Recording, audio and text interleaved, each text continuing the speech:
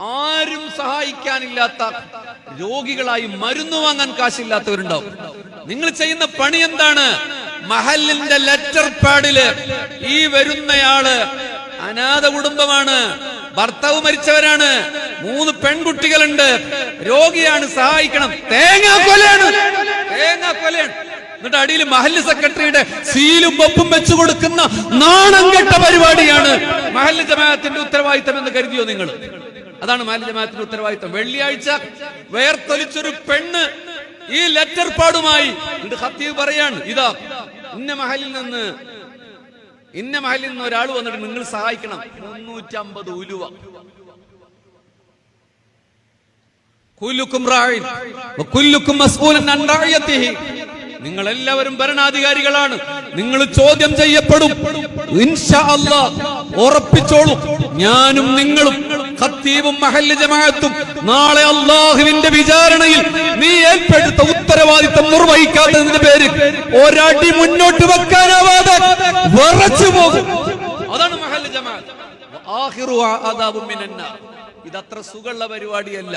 ഖത്തീബാകലും കമ്മിറ്റിയാകലും ആകാൻ വേണ്ടിയിട്ട് നമ്മൾ ജനറൽ ബോഡിയിൽ കാട്ടിക്കൂട്ടുന്ന പരിപാടി എന്താണ്?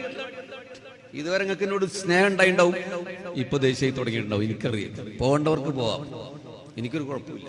നേൽപ്പിച്ച പരിപാടി ഞാൻ പറഞ്ഞു തീർക്കുകയാണ്. മെമ്പർഷിപ്പ് ഉണ്ടാക്കിയിട്ട് നീ പാനിൽ എന്റെ പേര് എഴുതണമെന്ന് പറയില്ലേ? നരകത്തിന്റെ കച്ചിട്ടാണ് എഴുതിണ്ടാക്കുന്നത്.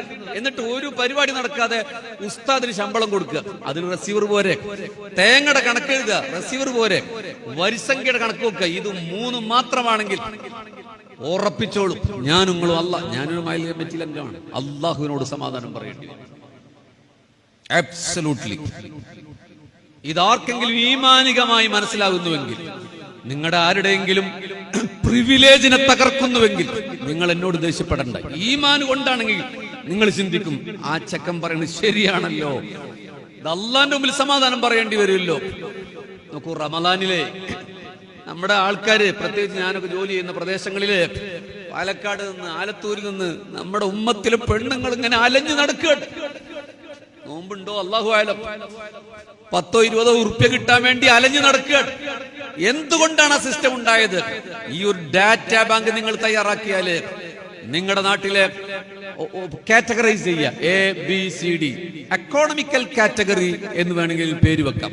അതായത് നല്ല സമ്പന്നർ, പകുതി സമ്പന്നർ, ദാരിദ്ര്യം അനുഭവിക്കുന്നവർ, അതിദാരിദ്ര്യമുള്ളവർ, ഇങ്ങനെ കാറ്റഗറൈസ് ചെയ്താൽ സമ്പത്തുള്ളവന്റെ വീട്ടിൽ റമദാൻ 27-ന് മുമ്പിലെ പാത്രത്തിൽ നിന്ന് കൊടുക്കുന്ന 5 രൂപയല്ല സക്കാത്തെന്ന് ബോധ്യപ്പെടുത്തിയിട്ട് ഒരു 50 നല്ല പണക്കാരുണ്ടെങ്കിൽ അവരോട് നിങ്ങൾ പറയാം, നിങ്ങളുടെ മഹല്ലിലെ വളരെ പാവപ്പെട്ട 10-20 ആളുകളുടെ പേരെടുത്തിട്ട് ഈ 50ഓളം പണക്കാർക്ക് കൊടുക്കാൻ, നിങ്ങൾ ഇയാൾക്ക് മാത്രം സക്കാത്ത് കൊടുത്താൽ മതി.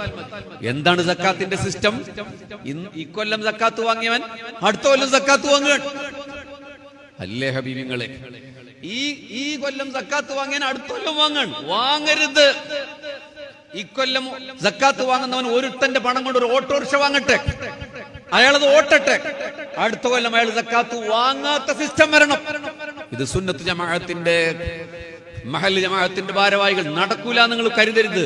നടന്ന മഹല്ലുകളുണ്ട്, ഉറപ്പായിട്ടും നടന്ന മഹല്ലുകളുണ്ട്. ഒരു ഉദാഹരണം പറഞ്ഞതാണ്. അപ്പൊ ജീവകാരുണ്യ പ്രവർത്തനത്തെ ആസ്പദമാക്കി ഇങ്ങനെ ഒരു സിസ്റ്റം ഉണ്ടാക്കിയാൽ നന്നാവും. അതിന് വലിയ പണിയൊന്നുമില്ല. കമ്മിറ്റിയിൽ നിങ്ങളെ ചീത്ത പറയുന്ന മെമ്പർമാരുണ്ടല്ലോ, എക്സിക്യൂട്ടീവ് കമ്മിറ്റി, ജനറൽ ബോഡിയിലും അല്ലാത്തവർക്ക് ചീത്ത പറയുന്ന കുറെ ഒരു പണിയില്ലാത്ത മെമ്പർമാരില്ലേ, അവരുടെ മണ്ടക്ക് വെച്ചു കൊടുക്കുക.